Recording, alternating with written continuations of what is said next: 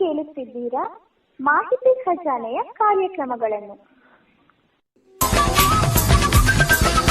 ಮಾಹಿತಿ ಖಜಾನೆ ಯೂಟ್ಯೂಬ್ ವಾಹಿನಿಗೆ ನನ್ನೆಲ್ಲ ಸಂಯುಕ್ತರಿಗೂ ಆತ್ಮೀಯವಾದ ಸ್ವಾಗತ. ಇಂದು ನಾವು ಮತ್ತೊಂದು ಉಪಯುಕ್ತ ಮಾಹಿತಿಯೊಂದಿಗೆ ಬಂದಿದ್ದೇವೆ. ಈ ವಿಡಿಯೋ ನಿಮಗೇನಾದರೂ ಇಷ್ಟವಾದಲ್ಲಿ ಲೈಕ್, ಶೇರ್, ಕಾಮೆಂಟ್ ಮಾಡಿ ಹಾಗೂ ಇನ್ನು ಹೆಚ್ಚು ಉಪಯುಕ್ತ ಮಾಹಿತಿಯನ್ನು ನಮ್ಮ ಯೂಟ್ಯೂಬ್ ವಾಹಿನಿಯಿಂದ ಏನಾದರೂ ನಿರೀಕ್ಷಿಸುತ್ತಿದ್ದೀರಾ? ನಿರೀಕ್ಷಿಸಿದಲ್ಲಿ ಬೆಲ್ ಐಕಾನ್ ಅನ್ನು ಕ್ಲಿಕ್ ಮಾಡುವುದರ ಮೂಲಕ ಸಬ್ಸ್ಕ್ರೈಬ್ ಆಗಿ.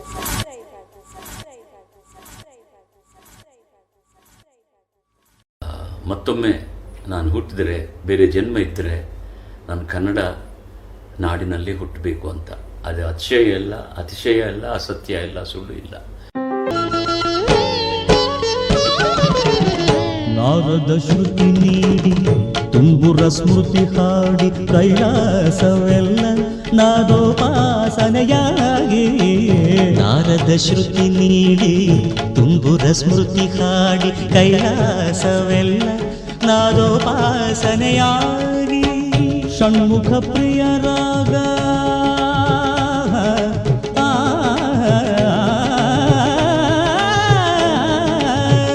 ಷಣ್ಮುಖ ಪ್ರಿಯ ರಾಗ ಷಣ್ಮುಖ ಪ್ರಿಯ ರಾಗ ಮಾರ್ಗ ಹಿಂದೋಳವಾಗಿ ನಡೆಸಿದೆ ದರ್ಬಾರು ನೋಡು.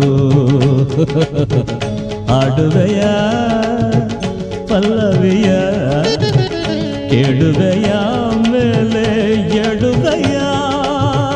ನೀನು ಎಂಬುವನಲ್ಲಿ ನಾದವಾಗಿರುವಾಗ ನಾನೇನು ಹಾಡಲಯ್ಯ ದಾಸಾನು ದಾಸ.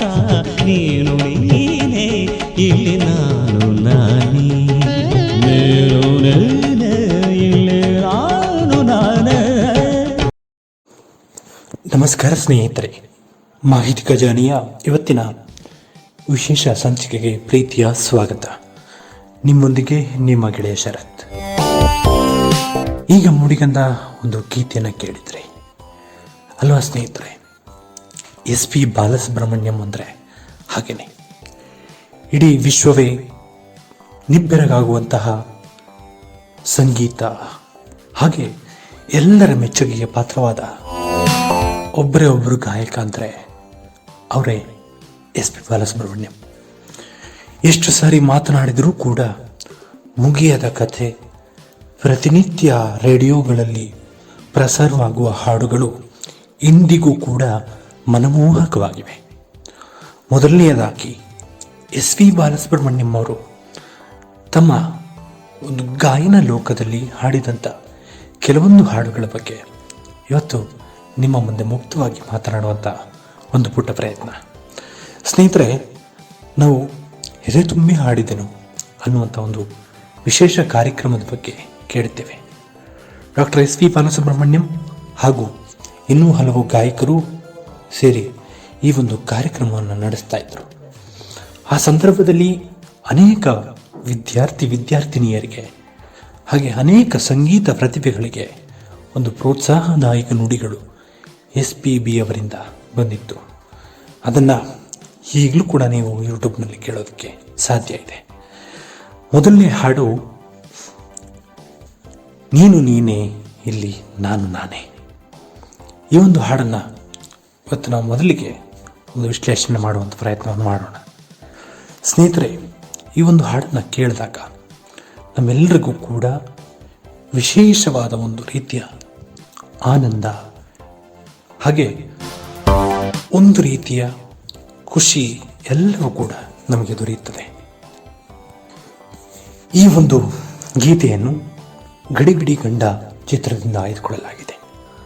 ಸ್ನೇಹಿತರೆ, ಇದರಲ್ಲಿ ರವಿಚಂದ್ರನ್ ಸೇರಿದಂತೆ ಹಲವಾರು ನಾಯಕರು ಇಲ್ಲಿ ಅಭಿನಯಿಸಿದ್ದಾರೆ. SP ಬಾಲಸುಬ್ರಹ್ಮಣ್ಯಂ ಅವರು ಈ ಗೀತೆಯನ್ನು ಹಾಡಿದ್ದಾರೆ. ಹಾಗೆ ಸಂಗೀತವನ್ನು ನಾದಬ್ರಹ್ಮ ಹಂಸಲೇಖ ಅವರು ಸಂಗೀತವನ್ನು ನೀಡಿದ್ದಾರೆ.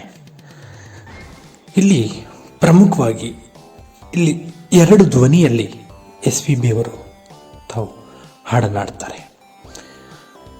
ಸಂಗೀತ ಕಲಿತಿಲ್ಲ ಅಂತ ಎಲ್ಲ ಕಡೆ ಹೇಳಿದರೂ ಕೂಡ ಅವರ ಒಂದು ಸಂಗೀತಕ್ಕೆ ಮನಸೋಲದವರು ಹಾಗೆ ದೂಗದೇ ಇರುವಂಥವರು ಯಾರೂ ಕೂಡ ಇಲ್ಲ.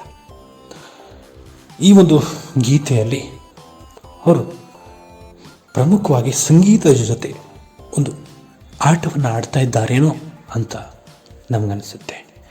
ನೀನು ನೀನೇ ಇಲ್ಲಿ ನಾನು ನಾನೇ ಅಂತ. ಇಂಥ ಅದ್ಭುತವಾದ ಸಾಹಿತ್ಯ ಅಲ್ವಾ. ಇಡೀ ವಿಶ್ವವೇ ನಿಬ್ಬೆರಗಾಗಿ ಕನ್ನಡ ಸಾಹಿತ್ಯ ಲೋಕಕ್ಕೆ ನೋಡುವಂತಹ ಒಂದು ಗೀತೆ ಅಂದರೆ ಇದೆ. ಇನ್ನೂ ಹಲವಾರು ಗೀತೆಗಳಿವೆ. ಅದನ್ನು ಹೇಳೋದಕ್ಕೆ ಸಮಯನೇ ಸಾಲಲ್ಲ ಸ್ನೇಹಿತರೆ. ಹಾಗಾಗಿ ಅವರ ಹುಟ್ಟುಹಬ್ಬದ ದಿನವಾದ ಇಂದು ನಾವು ಮುಖ್ಯವಾಗಿ ಪ್ರಮುಖವಾಗಿ ಎರಡೆರಡು ಗೀತೆಗಳನ್ನು ವಿಶ್ಲೇಷಣೆ ಮಾಡುವಂಥ ಪ್ರಯತ್ನವನ್ನು ಮಾಡೋಣ. ಯಾಕಂದರೆ ಪೂರ್ತಿ ಎಲ್ಲನೂ ಹೇಳಬೇಕು ಅಂದರೆ ಸಮಯನೇ ಸಾಲಲ್ಲ. ಹಾಗಾಗಿ ಪ್ರತಿ ಹುಟ್ಟುಹಬ್ಬಕ್ಕೆ ಒಂದು ಎರಡು ಗೀತೆಗಳ ಬಗ್ಗೆ ನಾನು ಮಾತನಾಡ್ತಾ ನಿಮ್ಮ ಮುಂದೆ ಖಂಡಿತವಾಗ್ಲೂ ಬರ್ತಾ ಇರ್ತೀನಿ. ಈ ಗಡಿಬಿಡಿ ಗಂಡ ಚಿತ್ರದಲ್ಲಿ ಅನೇಕ ಗೀತೆಗಳಿವೆ. ಅದರಲ್ಲಿ ಪ್ರಮುಖವಾಗಿ ಇವು ನಮ್ಮ ಎಲ್ಲರ ಸಂಗೀತ ಗಾಯಕರ ಮನಸ್ಸನ್ನು ಗೆದ್ದಂತಹ ಸಾಹಿತ್ಯ ಅಂತಲೇ ನಾವು ಹೇಳ್ಬೋದು. ನೀನು ಎಂಬುವುದಿಲ್ಲಿ ನಾದವಾಗಿರುವಾಗ ನಾನೇನು ಹಾಡಲಿಯ ದಾಸಾನುದಾಸ. ಎಂಥ ಸಾಹಿತ್ಯ ಅಲ್ವಾ. ಎಂಥ ಅದ್ಭುತವಾದ ಸನ್ನಿವೇಶಗಳು ಸೃಷ್ಟಿಯಾಗ್ತವೆ. ಇಡೀ ಗೀತೆಯನ್ನು ಕೇಳ್ತಾ ಇದ್ದರೆ ಎಲ್ಲೂ ಒಂದು ಲೋಕ, ಸಂಗೀತ ಲೋಕವೇ ತೆರೆದುಕೊಂಡಿದ್ದೇನೋ ಅಂತ ನಮಗನಿಸುತ್ತೆ. ಡಾಕ್ಟರ್ SP ಬಾಲಸುಬ್ರಹ್ಮಣ್ಯಂ ಅವರು ತಮ್ಮ ಈ ಒಂದು ಗಾಯನದಲ್ಲಿ ತುಂಬಾ ಅದ್ಭುತವಾದ ಒಂದು ಸುಂದರವಾದ ಸನ್ನಿವೇಶದಲ್ಲಿ ನಮ್ಮ ಮುಂದೆ ಕಾಣಿಸ್ಕೊಳ್ಳುತ್ತೆ. ಎಷ್ಟು ಸಂತೋಷವಾಗುತ್ತೆ. ಇಡೀ ಪ್ರಪಂಚವೇ ಸಂಗೀತಮಯವಾಗಿ ಇಂತಹ ಅದ್ಭುತವಾದ ಲೋಕವನ್ನು ಸೃಷ್ಟಿ ಮಾಡುತ್ತೆ. ಇಡೀ ಸಂಗೀತವೇ ತನ್ನದೇ ಆದ ಒಂದು ಅದ್ಭುತ ಲೋಕವನ್ನು ಸೃಷ್ಟಿ ಮಾಡುತ್ತೆ. ಗೆಳೆಯರೇ, SP ಬಾಲಸುಬ್ರಹ್ಮಣ್ಯಂ ಅವರ ಬಗ್ಗೆ ಮಾತನಾಡ್ತಾ ಹೋದರೆ ಸಮಯನೇ ಸಾಲಲ್ಲ. ಹಾಗೆ ಅವರ ಸಾಧನೆಗಳ ಬಗ್ಗೆ ಹೇಳ್ತಾ ಹೋದರೆ ಇವತ್ತೆಲ್ಲ ಮಾತನಾಡಿದರೂ ಕೂಡ ಮುಗಿಯೋದ ಒಂದು ಕಥೆ ಅಂತಲೇ ಹೇಳ್ಬೋದು. ಇಲ್ಲಿ ಪ್ರಮುಖವಾಗಿ ಇನ್ನೊಂದು ವಿಷಯನ ಹೇಳಲೇಬೇಕು ನಾನು. ಅದು ಹೇಳಲಿಲ್ಲ ಅಂದರೆ ತಪ್ಪಾಗ್ಬಿಡುತ್ತೆ.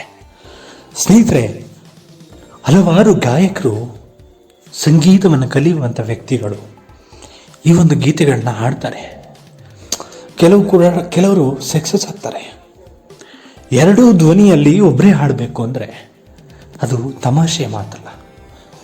ಡಾಕ್ಟರ್ SP ಬಾಲಸುಬ್ರಹ್ಮಣ್ಯಂ ಅವರು ಸಂಗೀತ ಕಲಿತಿಲ್ಲ ಅನ್ನೋದು ನನಗಂತೂ ನಂಬಕ್ಕಾಗಲ್ಲ ಸ್ವಾಮಿ. ಯಾಕಂದರೆ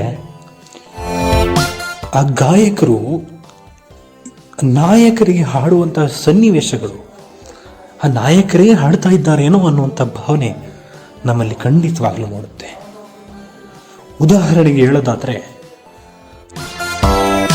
ಬಂಧನ ಚಿತ್ರದಲ್ಲಿ ಒಂದು ಗೀತೆ ಇದೆ, 101 ನೆನಪು ಎದೆಯಾಳದಿಂದ. ಆ ಒಂದು ಹಾಡನ್ನ ಹಾಡ್ತಾ ಇದ್ದರೆ ಗಾಯಕರು ನಾಯಕರಿಗೆ ಹಾಡ್ತಾ ಇದ್ದಾರೆ, ನಾಯಕರೇ ಹಾಡ್ತಿದ್ದಾರೆ ಎನ್ನುವಂಥ ಫೀಲ್ ಅಂದರೆ ಇದು ಖಂಡಿತವಾಗ್ಲೂ ತಪ್ಪಾಗಲ್ಲ. ಇಡೀ ಲೋಕನೇ ಮುಂದೆ ಆ ಒಂದು ಗೀತೆಯ ಬಗ್ಗೆನೂ ಕೂಡ ಇವತ್ತು ನಾನು ಮಾತನಾಡಲಿದ್ದೇನೆ.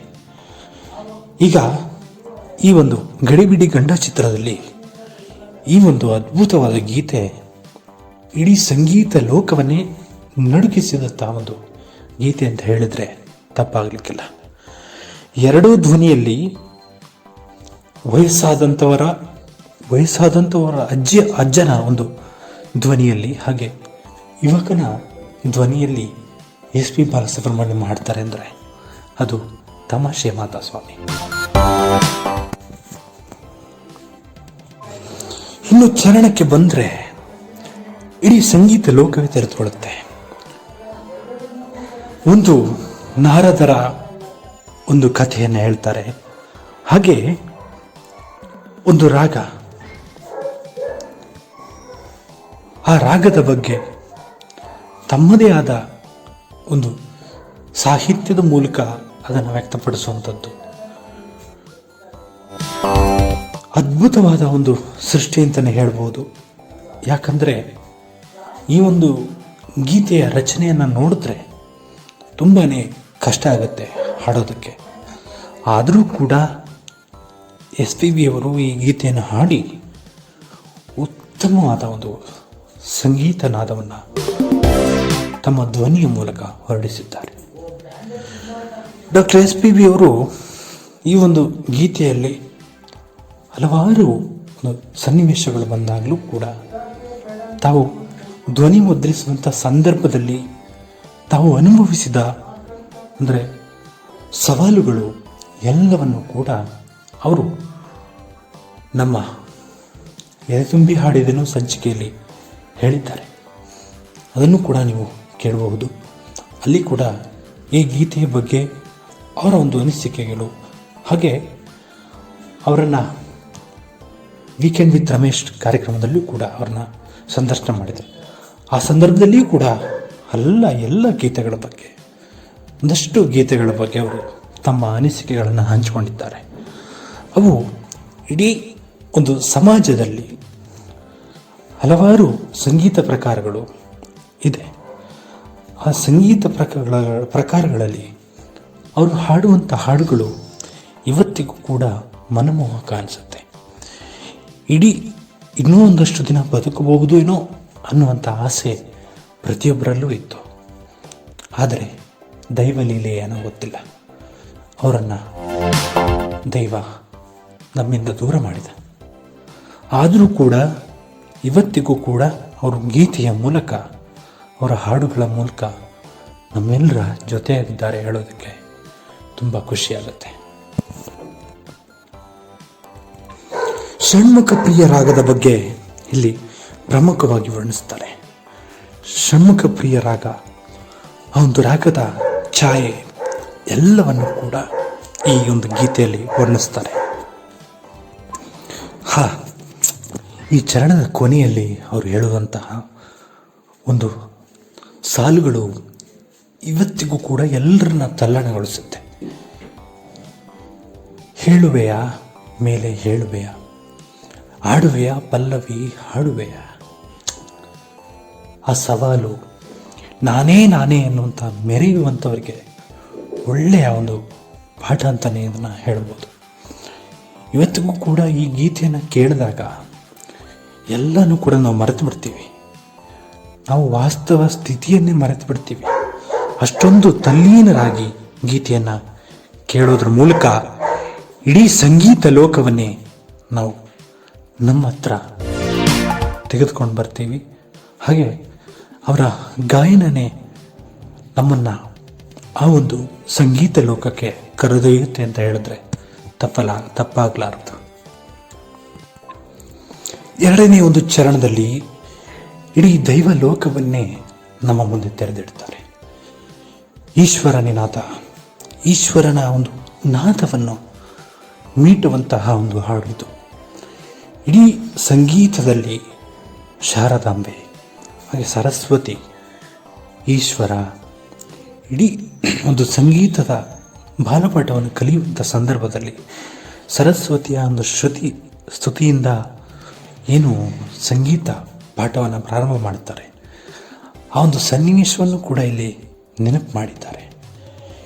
ಈ ಗೀತೆಯನ್ನು ಕೇಳ್ತಾ ಹೋದರೆ ಇಡೀ ಒಂದು ಸಂಗೀತದ ಮಜಲುಗಳು ನಮ್ಮ ಕಣ್ಣು ಮುಂದೆ ತೆರೆದುಕೊಳ್ತವೆ.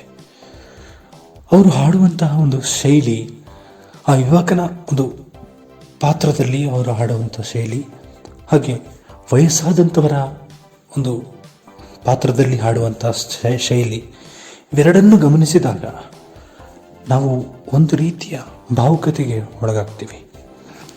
ಅಷ್ಟೊಂದು ಕಷ್ಟ ಯಾರಿಂದನೂ ಸಾಧ್ಯ ಇಲ್ಲ ಅದನ್ನು ಮಾಡೋದಕ್ಕೆ. ಅವರು ಹಾಡುವಂಥ ಸಂದರ್ಭದಲ್ಲಿ ಎಷ್ಟು ಕಷ್ಟಪಟ್ಟಿರ್ಬೋದು.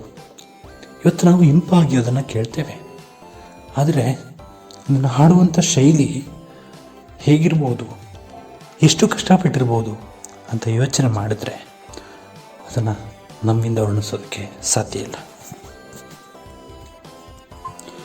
ಈ ಚರಣದ ಕೊನೆಯಲ್ಲಿ ಹೇಳ್ತಾರೆ, ಇಡೀ ಭಕ್ತಲೋಕ, ಶಿವಗಣ, ಹಾಗೆ ಅದ್ಭುತವಾದ ಶಿವ ಯಾವ ರೀತಿ ಇದ್ದಾನೆ, ಶಿವನ ವರ್ಣನೆಯನ್ನು ಈ ಒಂದು ಗೀತೆಯಲ್ಲಿ ಮಾಡ್ತಾರೆ. ಹಾಗೆ ಒಂದೇ ಸ್ವರದಲ್ಲಿ ಅಷ್ಟೂ ಸಾಲುಗಳನ್ನು ಹಾಡುವಂಥದ್ದು ಇದರ ಒಂದು ವಿಶೇಷತೆ ಅಂತಲೇ ಹೇಳ್ಬೋದು. ಇದು ಮುಂದೆ ಹೋಗ್ತಾ ಹೋಗ್ತಾ ಸಂಗೀತ ಸ್ವರಗಳು ಎಲ್ಲವೂ ಕೂಡ ಇಲ್ಲಿ ಸೇರಿಕೊಳ್ತವೆ. ಅದನ್ನು ನಾನು ಈ ಮುಂದೆ ಹೇಳ್ತೀನಿ. ಸ್ನೇಹಿತರೆ, ಒಂದು ವಿಷಯ ಏನು ಅಂದರೆ, ಸಂಗೀತಕ್ಕೆ ಯಾವುದೇ ಶಕ್ತಿ ಅಥವಾ ದೇವರ ಒಂದು ಅನುಗ್ರಹ ಎಲ್ಲವೂ ಕೂಡ ಬೇಕು. ಅಷ್ಟೇ ಅಲ್ಲದೆ ಹಾಡುಗಾರನಿಗೆ ಅವನ ಒಂದು ಅದ್ಭುತವಾದ ಶಕ್ತಿ ಯಾವಾಗಲೂ ಇರಬೇಕು. ಅಷ್ಟೇ ಅಲ್ಲದೆ ಅವನಲ್ಲಿ ಪ್ರೀತಿ ಇರಬೇಕು, ವಿಶ್ವಾಸ ಇರಬೇಕು. ಇವತ್ತಿಗೂ ಕೂಡ ಹೇಳ್ತೀನಿ, ಡಾಕ್ಟರ್ ಎಸ್ ಪಿ ಬಾಲಸುಬ್ರಹ್ಮಣ್ಯಂ ಅವರು ವಿದೇಶದಲ್ಲಿಯೂ ಕೂಡ ಕನ್ನಡದ ಹಾಡುಗಳನ್ನ ಹಾಡ್ತಾ ಇದ್ರು ಅಂದರೆ ಅದು ತಮಾಷೆಯ ವಿಷಯ ಅಲ್ಲ. ಅವರು ಯಾವುದೇ ದೇಶಕ್ಕೆ ಹೋದರೂ ಕೂಡ ಅವರು ಕನ್ನಡ ಹಾಡಿನ ಮೂಲಕನೇ ತಮ್ಮ ಕಾರ್ಯಕ್ರಮವನ್ನು ಕೊನೆಗೊಳಿಸ್ತಾ ಇದ್ರು ಅಂದರೆ ನೀವೇನಾದರೂ ನಂಬ್ತೀರಾ? ಇಲ್ಲ. ಅದೇನೇ ಇರಲಿ, ಡಾಕ್ಟರ್ ಎಸ್ ಪಿ ಬಾಲಸುಬ್ರಹ್ಮಣ್ಯಂ ಅವರು ಈ ಒಂದು ಹಾಡಿನಲ್ಲಿ ಇಡೀ ಸಂಗೀತದ ಲೋಕ ತೆರೆದುಕೊಳ್ಳೋದ್ರ ಜೊತೆಗೆ ದೈವ ಭಕ್ತಿಯನ್ನು ಕೂಡ ಇಲ್ಲಿ ತೋರ್ಪಡಿಸಿದ್ದಾರೆ. ಈಗ ಸಂಗೀತದ ಸ್ವರಗಳ ಸಾಲೆ ತೆರೆದುಕೊಂಡಿದೆ. ಈ ಗೀತೆಯಲ್ಲಿ ಸಂಗೀತದ ಸ್ವರಗಳು ತನ್ನನ್ನು ತಾನೇ ತೆರೆದುಕೊಳ್ತಾ ಇದೆ ಅವರ ಒಂದು ಕಂಠ ಸಿರಿಯಲ್ಲಿ. ಸಗಮ ಮಗ ಸಗಮ ಮಗ ಸಗಮ ಮಮ ಬನ್ನಿ ಮಮ ಸರಿ ಗಮ ಗಮ ಗಮ ಗಮ ಗಮ ಗರಿ ಸರಿ ಗರಿ ಸರಿ ಮ ಪನಿ ಸರಿ ಸರಿ ಪಮಾರಿ ಸರಿ ಸಾ ಮಸ ಮ ಪದ ಸರಿ ರಿ ಸಾದ ಪಮ ಮ ಪದ ದ ಪ ಮ ಪದ ದ ಪ ಮ ಪದ ದ ಪ ಮ ಪ ಸದ ಪ ಮ ಪದ ಸ ಪ ಮ ಪದ ರಿ ಸರಿ ರಿ ಸರಿ ರಿ ಸರಿ ರಿ ಸರಿ ರಿ ಸರಿ ಸದ ಸರಿ ದ ಸರಿ ಪದ ಸರಿ ಮ ಪದ ಸರಿ ಮ ಪದ ಸರಿ ಸರಿ ಮ ಪದ ಸರಿ ಪನಿ ಸ ಗ ಪದ ರಿ ಮ ಪ ಸ ಗ ಮ ಗ ಸ ಮ ಗ ಸ ನಿ ದ ಮ ಗ ನೀನೇ ಇಲ್ಲಿ ನಾನೇ ನೀನು ನೀನೇ ಇಲ್ಲಿ ನಾನೇ.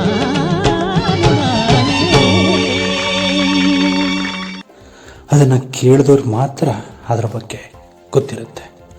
ಪೂರ್ತಿಯಾಗಿ ಕೇಳಿದ್ರೆ ಮಾತ್ರ ಆ ಗೀತೆಯಲ್ಲಿ ಇರುವಂತಹ ಸವಿ ನಮಗೆ ತಿಳಿಯುತ್ತೆ.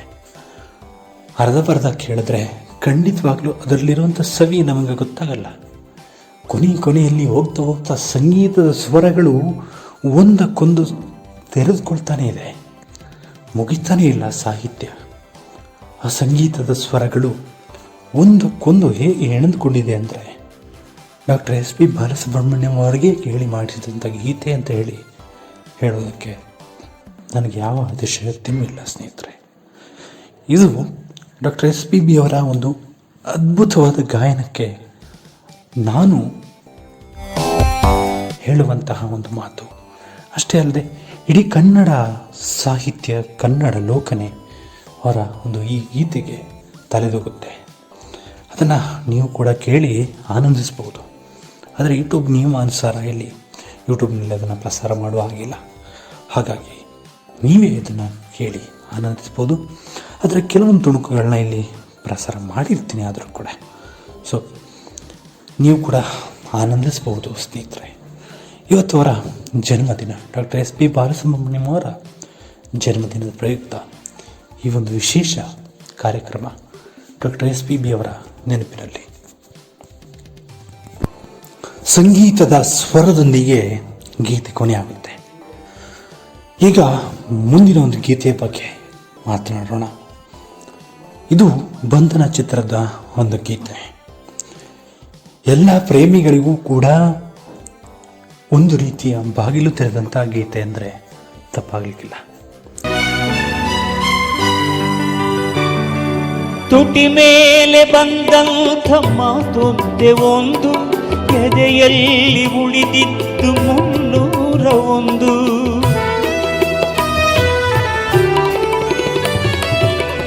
ಮೂರು ಗಂಟ ನಿನ್ನಲ್ಲಿ ಈ ಬಾಳ ನಂಟು ಕೇಳಿ ಪಡೆದಾಗ ಸಂತೋಷ ಉಂಟು. ನಿನ್ನ ಹರುಷದಲ್ಲಿ ನನ್ನ ಉಸಿರಿರಲಿ, ನಿನ್ನ ಹರುಷದಲ್ಲಿ ನನ್ನ ಉಸಿರಿರಲಿ. ನನ್ನೆಲ್ಲ ಹಾರೈಕೆ ಈ ಹಾಡಿನಿಂದ, ನೂರೊಂದು ನೆನಪು ಎದೆಯಾಳದಿಂದ ಹಾಡಾಗಿ ಬಂತು ಆನಂದದಿಂದ. ಸಿಂಧೂರವಿಂದು ನಗಲಮ್ಮ ಎಂದು ಎಂದೆಂದು ಇರಲಮ್ಮ ಈ ದಿವ್ಯ ಬಂದ. ನೂರೊಂದು ನೆನಪು ಎದೆಯಾಳದಿಂದ ಹಾಡಾಗಿ ಬಂತು ಆನಂದದಿಂದ ಆನಂದದಿಂದ ಆನಂದದಿಂದ. ಒಂದು ರೀತಿಯ ಮೋಸ ವಂಚನೆಗಳು ನಡೆದಂಥ ಸಂದರ್ಭದಲ್ಲಿ, ಅಥವಾ ಪ್ರೇಮಿಯು ಪ್ರೇಯಸಿಯು ಪ್ರೇಮಿಯನ್ನು ಬಿಟ್ಟು ಹೋದಂಥ ಸಂದರ್ಭದಲ್ಲಿ, ಅಥವಾ ಬೇರೆ ಯಾರನ್ನೂ ಆಗುವಂಥ ಸಂದರ್ಭದಲ್ಲಿ ಈ ಒಂದು ಚಲನಚಿತ್ರದಲ್ಲಿ ಹಾಡಿದ್ದಾರೆ. ಅಂದರೆ ಮುಡಿ ಜಾರಿದಾಗ, ಅಂದರೆ ಈ ಒಂದು ಸಾಲು ಇವತ್ತಿಗೂ ಕೂಡ ಎಲ್ಲರಲ್ಲೂ ಕೂಡ ತಲ್ಲಣಗೊಳಿಸುತ್ತೆ, ಎಲ್ಲರನ್ನೂ ಕೂಡ ತಲ್ಲಣಗೊಳಿಸುತ್ತೆ. ಈ ಒಂದು ಸಾಲಿನ ಬಗ್ಗೆ ನಾನು ಮುಂದೆ ಮಾತಾಡ್ತೀನಿ. ಆದರೆ ಈ ಒಂದು ಗೀತೆಯನ್ನು ಕೇಳಿದಂಥ ಸಂದರ್ಭದಲ್ಲಿ ಆ ಗಾಯಕರು ಒಂದು ವಿಷ್ಣುವರ್ಧನ್ವರೆಗೂ ಅವರಿಗೇ ಹಾಡ್ತಾ ಇದ್ದಾರೆ ಅನ್ನುವಂಥ ಭಾವನೆ ನಮ್ಮಲ್ಲಿ ಖಂಡಿತವಾಗಲೂ ಮೂಡುತ್ತೆ. ಇವತ್ತಿಗೂ ಕೂಡ ಈ ಗೀತೆ ಸೂಪರ್ ಹಿಟ್ ಆಗಿದೆ. ಅವರು ಇಲ್ಲಾಂದರೂ ಕೂಡ ಈ ಗೀತೆ ಇವತ್ತಿಗೂ ಕೂಡ ಇದೆ. ವಿಷ್ಣುವರ್ಧನ್, ಸುಹಾಸಿನಿ ಇವರ ಒಂದು ನೇತೃತ್ವದಲ್ಲಿ ಈ ಒಂದು ಚಲನಚಿತ್ರ ಮೂಡಿಬಂದಿದೆ. ಸ್ನೇಹಿತರೆ, ಈ ಒಂದು ಗೀತೆಯ ಪ್ರಾರಂಭವೇ ಕೂಡ ಒಂದು ರೀತಿಯ ಭಾವನಾತ್ಮಕ ಸನ್ನಿವೇಶದಲ್ಲಿ ಪ್ರಾರಂಭ ಆಗುತ್ತೆ. ಒಂದು ರೀತಿಯ ಬೇಸರ, ನೋವು ಎಲ್ಲವನ್ನು ಕೂಡ ಒಳಗೊಂಡಿರುವಂತಹ, ಹಾಗೆ ಸಂಗೀತ, ನಾದ ಇವೆಲ್ಲವನ್ನು ಒಳಗೊಂಡಿರುವಂಥ ಗೀತೆ ಅಂದರೆ ಇದೆ. ಪಲ್ಲವಿಯಲ್ಲೇ ಹೇಳ್ತಾರೆ, ಸಿಂಧೂರ ಬಿಂದು ನಗಲಮ್ಮ ಎಂದು ಎಂದೆಂದು ಇರಲಮ್ಮ ಈ ದಿವ್ಯ ಬಂದ, ನೂರೊಂದು ನೆನಪು ಎದೆಯಾಳದಿಂದ. ಆ ಒಂದು ನೆನಪುಗಳು, ಹಳೆಯ ಒಂದು ಸನ್ನಿವೇಶಗಳು ಎಲ್ಲರ ಜೀವನದಲ್ಲಿಯೂ ಕೂಡ ನಡೆದಿರುತ್ತೆ. ಚಿಕ್ಕ ವಯಸ್ಸಿನಲ್ಲಿ ನಾವೇನೋ ಒಂದು ರೀತಿಯ ತಪ್ಪುಗಳನ್ನ ಮಾಡಿರ್ತೀವಿ. ಹಾಗೆ ಹಳೆಯ ನೆನಪುಗಳು, ಒಂದು ರೀತಿಯ ಭಾವನಾತ್ಮಕ ಸನ್ನಿವೇಶಗಳು, ಯಾರೋ ನಮ್ಮನ್ನು ಬಿಟ್ಟು ಹೋದಂಥ ಸನ್ನಿವೇಶಗಳು, ಇವೆಲ್ಲವೂ ಕೂಡ ನಮ್ಮೆಲ್ಲರ ಕಣ್ಣ ಮುಂದೆ ಬರುತ್ತೆ. ಅಂಥ ಸಂದರ್ಭದಲ್ಲಿ ಈ ಒಂದು ಬೇಸರದ ಈ ಒಂದು ಗೀತೆ ಎಲ್ಲರನ್ನೂ ಕೂಡ ಬಡಿದೆಬ್ಬಿಸೋದರ ಜೊತೆಗೆ ಇವತ್ತಿಗೂ ಕೂಡ ಪ್ರತಿಯೊಬ್ಬ ಪ್ರೇಮಿಯ ಒಂದು ಫೇವ್ರೇಟ್ ಹಾಡು ಅಂದರೆ ಇದಂತಲೇ ಹೇಳ್ಬೋದು. ಅಷ್ಟೇ ಅಲ್ಲದೆ ಎಲ್ಲರೂ ಕೂಡ ಬೇಸರ ಕಳೆಯೋದಕ್ಕೋಸ್ಕರ ಈ ಒಂದು ಗೀತೆಯನ್ನು ಕೇಳ್ತಾರೆ. ಇವತ್ತಿಗೂ ಕೂಡ ಹಲವಾರು ಕಾರುಗಳಲ್ಲಿ, ಹಾಗೆ ಸುತ್ತಮುತ್ತ ರೇಡಿಯೋಗಳಲ್ಲಿ ಎಲ್ಲ ಕಡೆಯೂ ಕೂಡ ಈ ಒಂದು ಗೀತೆ ಪ್ರಸಾರ ಆಗುತ್ತೆ. ಹೊಸ ಹೊಸ ಲೋಕಗಳು ನಮ್ಮ ಮುಂದೆ ತೆರೆದುಕೊಳ್ತವೆ. ಯಾರಿಗೋ ಏನೋ ಸಮಸ್ಯೆ ಆಯಿತು ಅಂದ ತಕ್ಷಣ ಅವರು ಆತ್ಮಹತ್ಯೆ ಮಾಡಿಕೊಳ್ಳುವಂಥ ತೀರ್ಮಾನವನ್ನು ಮಾಡ್ತಾರೆ. ಅಂಥ ಸನ್ನಿವೇಶದಲ್ಲಿಯೂ ಕೂಡ SP ಬಾಲಸುಬ್ರಹ್ಮಣ್ಯಂ ಅವರ ಹಾಡುಗಳು ಅವರನ್ನು ಆತ್ಮಹತ್ಯೆ ಮಾಡಿಕೊಳ್ಳದೇ ಇರುವ ರೀತಿಯಲ್ಲಿ ಮಾಡಿರೋದು ನಾವು ಮುಖ್ಯವಾಗಿ ಗಮನಿಸಬೇಕಾದಂಥ ವಿಷಯ. ಒಲವೆಂಬಲತೆಯು ಅಲ್ವಾ ಈ ಸಾಲು, ಈ ಚರಣದ ಮೊದಲ ಸಾಲೆ ಒಂದು ರೀತಿಯ ಭಾವನಾತ್ಮಕ ಸನ್ನಿವೇಶ. ಅಂದರೆ ನಮ್ಮ ಜೀವನದಲ್ಲಿ ಇಂತಹ ಸನ್ನಿವೇಶಗಳು ಬಂದ ಸಂದರ್ಭದಲ್ಲಿ ನಮಗಾಗುವಂಥ ನೋವು, ಹಾಗೆ ಖುಷಿಯ ಒಂದು ಭಾವನೆ, ಇವೆಲ್ಲವನ್ನು ವ್ಯಕ್ತಪಡಿಸೋದಕ್ಕೆ ಇಂತಹ ಹಾಡುಗಳು ನಮ್ಮೆಲ್ಲರಿಗೂ ಕೂಡ ಸ್ಫೂರ್ತಿಯಾಗಿ ನಿಲ್ತವೆ. ಮುಡಿಯೇರೆ ನಲಿವು, ಮುಡಿ ಜಾರಿ ನೋವು ಅಲ್ವಾ. ನಾವು ಯಾರನ್ನೋ ಪ್ರೀತಿ ಮಾಡ್ತೀವಿ, ಆ ಪ್ರೀತಿ ಮಾಡಿದಂಥವರು ನಮಗೆ ಸಿಗಲಿಲ್ಲ ಅಂದ ತಕ್ಷಣ ಈ ಒಂದು ಸಾಲುಗಳು ನಮಗೆ ಖಂಡಿತವಾಗ್ಲೂ ನೆನಪಾಗುತ್ತೆ. ಯಾಕಂದರೆ ನಾವು ಏನೋ ಒಂದು ಕಷ್ಟಪಡ್ತಾ ಇರ್ತೀವಿ, ಏನೋ ಒಂದು ನೋವು ಇರುತ್ತೆ ನಮ್ಮಲ್ಲಿ. ಆ ನೋವನ್ನು ತಣಿಸುವವಳು ಅವಳೇ ಆಗಿರ್ತಾಳೆ. ಆದರೆ ಅದು ಕೈಗೆ ಸಿಗಲಿಲ್ಲ ಅಂದ ತಕ್ಷಣ ನಾವು ಆತ್ಮಹತ್ಯೆ ಮಾಡ್ಕೊಂಡ್ಬಿಡ್ಬೇಕು ಅಂತಲ್ಲ. ಆತ್ಮಹತ್ಯೆ ಮಾಡ್ಕೊಳ್ಳೋದ್ರಿಂದ ಏನು ಪರಿಹಾರ ಆಗೋದಿಲ್ಲ. ಇವತ್ತಿಗೂ ಹೇಳ್ತೀನಿ, ಕೆಲವು ಪ್ರೇಮಿಗಳು ಇವತ್ತು ಕೂಡ ತುಂಬಾ ಪ್ರೀತಿಸ್ತಾರೆ, ಜೊತೆಯಾಗಿ ಕೂಡ ಇದ್ದಾರೆ. ಆದರೆ ಇನ್ನೂ ಕೆಲವರು ಆತ್ಮಹತ್ಯೆಯ ದಾರಿಯನ್ನು ಹಿಡಿತಾ ಇದ್ದಾರೆ. ಬಿಟ್ಟು ಓದಲು ಅಂದ ತಕ್ಷಣ ಇಲ್ಲ, ನನಗಿನ್ನು ಜೀವನ ಇಲ್ಲ, ನಾನು ಆತ್ಮಹತ್ಯೆ ಮಾಡ್ಕೋಬೇಕು ಅನ್ನುವಂತಹ ಒಂದು ಕಲ್ಪನೆಗಳು ಮೂಡ್ತವೆ. ಯಾಕೆ ಸ್ವಾಮಿ, ಆತ್ಮಹತ್ಯೆ ಮಾಡ್ಕೊಳ್ಳೋದಕ್ಕೆನ ನಿಮ್ಮನ್ನು ಎಷ್ಟು ವರ್ಷ ನಿಮ್ಮ ಅಪ್ಪ ಅಮ್ಮ ಬೆಳೆಸಿದ್ದು? ಇದನ್ನು ಹೇಳಿ ಪ್ರಶ್ನೆಗೆ ಉತ್ತರ ಕೊಡಿ. ನೀವು ಕಾಮೆಂಟ್ ಮುಖಾಂತರ ನನಗೆ ಉತ್ತರ ಕೊಟ್ಬಿಟ್ಟು ಬೇಕಾದರೆ ಆತ್ಮಹತ್ಯೆಯನ್ನು ಮಾಡಿಕೊಡಿ. ಇಷ್ಟು ವರ್ಷ ಅಪ್ಪ ಅಮ್ಮ ಎಷ್ಟು ಕಷ್ಟಪಟ್ಟಿದ್ದಾರೆ ನಿಮ್ಮನ್ನು ಬೆಳೆಸೋದಕ್ಕೆ, ಅದನ್ನು ಯಾವತ್ತಾದರೂ ಯೋಚನೆ ಮಾಡಿದ್ದೀರಾ? ಇಲ್ಲ, ನಮಗೆ ನಮ್ಮದೇ ಯೋಚನೆ. ಅವಳು ಬಿಟ್ಟೋದ್ಲು, ಇವನು ಬಿಟ್ಟೋದ, ಇಷ್ಟೇ ಅಲ್ವಾ? ಎಲ್ಲವನ್ನು ಮೆಟ್ಟಿ ನಿಂತು ಬದುಕುವಂಥ ಶಕ್ತಿಯನ್ನು ನಾವು ಬೆಳೆಸ್ಕೋಬೇಕಾಗಿದೆ. ಈ ಚರಣದ ಕೊನೆಯ ಸಾಲಿನಲ್ಲಿ ಹೇಳ್ತಾರೆ, ಎಂಥ ಸಾಲುಗಳಲ್ವಾ. ನಮ್ಗೆ ಅವಳು ಸಿಗಲಿಲ್ಲ ಅಂದರೆ ಏನಾಯಿತು ಗುರು? ಅವಳು ಖುಷಿಯಾಗಿರಲಿ, ಆರಾಮವಾಗಿರಲಿ.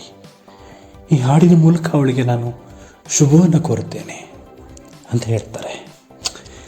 ಎಂಥ ಭಾವನಾತ್ಮಕ ಸನ್ನಿವೇಶ ಅಲ್ವಾ? ಯಾರೇ ಆಗಲಿ, ಒಂದು ಪ್ರೀತಿ ಮಾಡ್ತಾ ಇದ್ದೀವಿ ಅಂತ ತಕ್ಷಣ ಅದನ್ನು ಉಳಿಸ್ಕೊಳ್ಳೋದು ಬಹಳ ಮುಖ್ಯ. ಇಂತಹ ಸನ್ನಿವೇಶದಲ್ಲಿ ಅವಳು ಅಥವಾ ಅವನು ಬಿಟ್ಟು ಹೋದಂಥ ಸಂದರ್ಭದಲ್ಲಿ ಅವ್ರಿಗೆ ಆಗುವಂತಹ ನೋವನ್ನು ಇಲ್ಲಿ ಪ್ರಮುಖವಾಗಿ ಈ ಗೀತೆಯಲ್ಲಿ ಬಿಚ್ಚಿಟ್ಟಿದ್ದಾರೆ. ಆ ನೋವು, ಆ ಸಂಕಟ ಎಲ್ಲವೂ ಕೂಡ ಈ ಒಂದು ಇಡೀ ಗೀತೆಯಲ್ಲಿ ತೆರೆದುಕೊಳ್ತಾ ಇದೆ.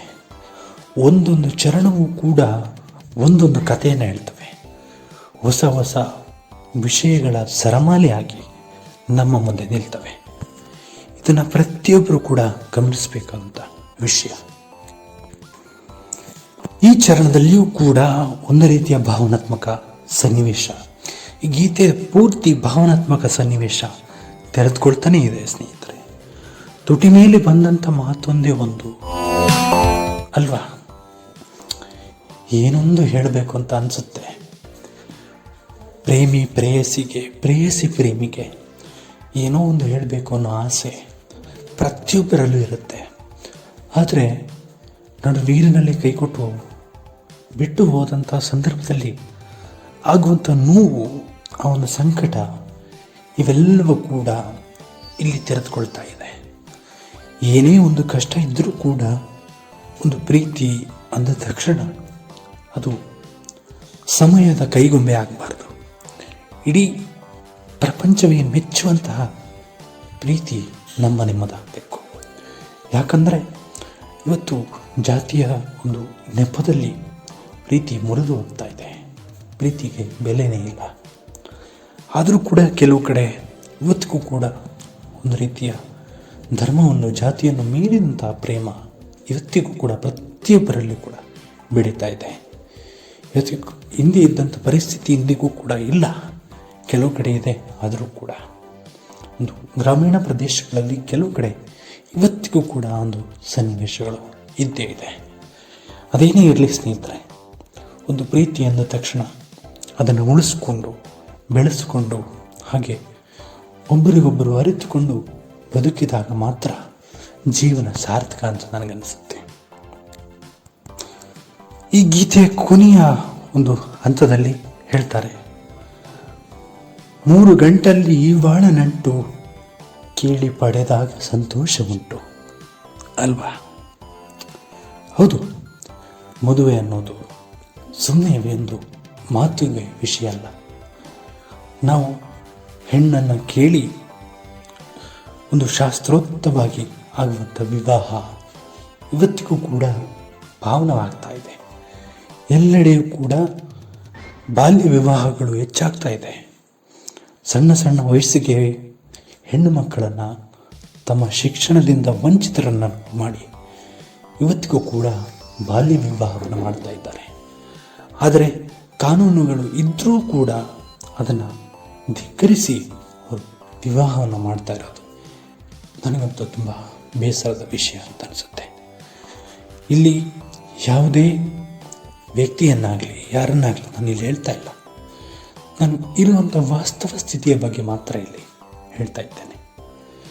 ಸ್ನೇಹಿತರೆ, ಈ ಒಂದು ವಿವಾಹ ಅನ್ನುವಂಥ ಬಂಧನ ಇಷ್ಟೊಂದು ಅದ್ಭುತವಾದ ಒಂದು ಲೋಕವನ್ನು ಸೃಷ್ಟಿ ಮಾಡುತ್ತೆ ಅಂದರೆ, ಯಾರೂ ಪರಿಚಯ ಇಲ್ಲದೇ ಇರುವಂಥ ಹುಡುಗನನ್ನು ನಾವು ಪರಿಚಯ ಮಾಡಿಕೊಂಡು ಒಂದು ಬಹಳ ಸಂಗಾತಿಯನ್ನಾಗಿ ಮಾಡಿಕೊಂಡು ಬದುಕಿದಾಗ ನಮ್ಮ ಜೀವನ ಸಾರ್ಥಕ ಆಗುತ್ತೆ. ನಾವು ಒಂಟಿಯಾಗಿ ಇದ್ದರೂ ಕೂಡ ಇನ್ನೊಬ್ಬರಿಗೆ ಹೊರೆಯಾಗಿ ಬದುಕೋದು ಬೇಡ ಅಂತ ನನ್ನ ಒಂದು ಅನಿಸಿಕೆ. ಯಾಕಂದರೆ ಇವತ್ತಿಗೂ ಕೂಡ ಅನೇಕ ಕಡೆ ಒಂದು ವಿವಾಹ ಆಗದೇ ಇರುವಂಥವರು ಕೂಡ ಇದ್ದಾರೆ. ಆದರೂ ಕೂಡ ಒಂದು ವಿಷಯ ಮಾತ್ರ ಸತ್ಯ, ಒಂದು ಆಯ್ಕೆ ಮಾಡಿಕೊಳ್ಳುವಂಥ ಸಂದರ್ಭದಲ್ಲಿ, ಭಾಳ ಸಂಗತಿಯನ್ನು ಆಯ್ಕೆ ಮಾಡಿಕೊಳ್ಳುವಂಥ ಸಂದರ್ಭದಲ್ಲಿ ಯೋಚನೆ ಮಾಡಿ ನಿಮಗೆ ನಂಬಿಕೆ ಬರುವ ರೀತಿಯಲ್ಲಿ ವರ್ತನೆಗಳು, ಹಾಗೆ ಅವನು ಅಥವಾ ಆಕೆ ನಡೆದುಕೊಳ್ಳುವ ರೀತಿಗಳು, ಹಾಗೆ ಹಣದ ಒಂದು ವ್ಯಾಮೋಹವನ್ನು ತಿಳ್ಕೊಂಡು ಮುಂದುವರಿಯೋದು ಬಹಳ ಮುಖ್ಯ. ಹಾಗೆ ಕೆಟ್ಟ ಚಟಗಳು ಇದೆಯಾ ಇಲ್ವಾ ಅನ್ನೋದ್ರ ಬಗ್ಗೆ ಪೂರ್ಣವಾಗಿ ಅರ್ಥ ಮಾಡಿಕೊಂಡು ನೀವು ವಿವಾಹ ಆದಾಗ ಮಾತ್ರ ಈ ಒಂದು ವಿವಾಹ 3 ಗಂಟೆಗೆ ಅರ್ಥ ಇರುತ್ತೆ. ಇಲ್ಲಾಂದರೆ ಕೇವಲ ಕಾನೂನು ಈ ರೀತಿಯ ಹೋರಾಟಕ್ಕೆ ನೀವು ಸಿದ್ಧರಾಗಬೇಕಾಗುತ್ತೆ. ಎನಿವೆ, ಒಂದು ವಿಷಯ ಮಾತ್ರ ಸತ್ಯ, ಎಲ್ಲರೂ ಕೂಡ ಚೆನ್ನಾಗಿರಬೇಕು, ಹಾಗೆ ಒಳ್ಳೆಯ ಜೀವನ ಪ್ರತಿಯೊಬ್ಬರದಾಗಬೇಕು ಅನ್ನೋದೇ ಈ ನಮ್ಮ ಮಾಹಿತಿ ಖಜಾನೆಯ ಇವತ್ತಿನ ಈ ಕಾರ್ಯಕ್ರಮದ ಒಂದು ಉದ್ದೇಶ, ನನ್ನ ಒಂದು ವೈಯಕ್ತಿಕ ಆಸೆ. ಈ ಒಂದು ಗೀತೆಯ ಮೂಲಕ ತಮ್ಮೆಲ್ಲರಿಗೂ ಕೂಡ ಶುಭ ಕೋರ್ತಾ ಇದ್ದೇನೆ. ಎಲ್ಲರ ಜೀವನ ಸುಖಕರವಾಗಿರಲಿ. ಹಾಗೆ ಇವತ್ತಿನ ಈ ಕಾರ್ಯಕ್ರಮ ಎಲ್ರಿಗೂ ಕೂಡ ಖುಷಿ ಕೊಟ್ಟಿದೆ ಅಂತ ನಾನಾದರೂ ಭಾವಿಸ್ತೇನೆ. ಏನೇ ತಪ್ಪುಗಳು ಮಾತಾಡಿದರೂ ಕೂಡ ತಾವು ಕ್ಷಮೆಯನ್ನು ನೀಡೋದ್ರ ಮೂಲಕ ನೀವು ನನ್ನನ್ನು ಒಂದು ಹಾರೈಸ್ತೀರಿ ಅನ್ನುವಂಥ ನಂಬಿಕೆ ನನಗಿದೆ. ಇನ್ನೂ ಯಾರು ಸಬ್ಸ್ಕ್ರೈಬ್ ಮಾಡದೆ ನೋಡ್ತಾ ಇದ್ದೀರಾ, ಈ ಕೂಡಲೇ ಸಬ್ಸ್ಕ್ರೈಬ್ ಮಾಡ್ಕೊಳ್ಳಿ. ಕರೆಂಟ್ ಸೆಟ್ಟಿಂಗಲ್ಲಿ ಆಲ್ ಅಂತ ಸೆಲೆಕ್ಟ್ ಮಾಡ್ಕೊಳ್ಳಿ. ಆವಾಗ ಮಾತ್ರ ನಾವು ಮಾಡುವಂಥ ಎಲ್ಲ ಕಾರ್ಯಕ್ರಮಗಳು ಕೂಡ ನಿಮಗೆ ನೋಟಿಫಿಕೇಷನ್ ಮೂಲಕ ಸಿಗುತ್ತೆ ಅಂತ ಹೇಳ್ತಾ, ಮತ್ತೆ ಮುಂದಿನ ಸಂಚಿಕೆಯಲ್ಲಿ ಮತ್ತೊಂದು ವಿಶೇಷತೆಯೊಂದಿಗೆ ನಿಮ್ಮನ್ನು ಭೇಟಿಯಾಗ್ತೀನಿ. ಅಲ್ಲಿವರೆಗೂ ಮಾಹಿತಿ ಖಜಾನೆಯ ಕಾರ್ಯಕ್ರಮವನ್ನು ಕೇಳ್ತಾ ಇರಿ ಅಂತ ಹೇಳ್ತಾ ಮತ್ತೆ ಭೇಟಿಯಾಗೋಣ. ನಮಸ್ಕಾರ. ಡಾಕ್ಟರ್ SP ಬಾಲಸುಬ್ರಹ್ಮಣ್ಯಂ ಅವರ ಜನ್ಮದಿನದ ಪ್ರಯುಕ್ತ ಈ ಒಂದು ಪುಟ್ಟ ಪ್ರಯತ್ನ ಹೇಗನ್ನಿಸ್ತು ಕಾಮೆಂಟ್ ಮಾಡಿ. ನಮಸ್ಕಾರ.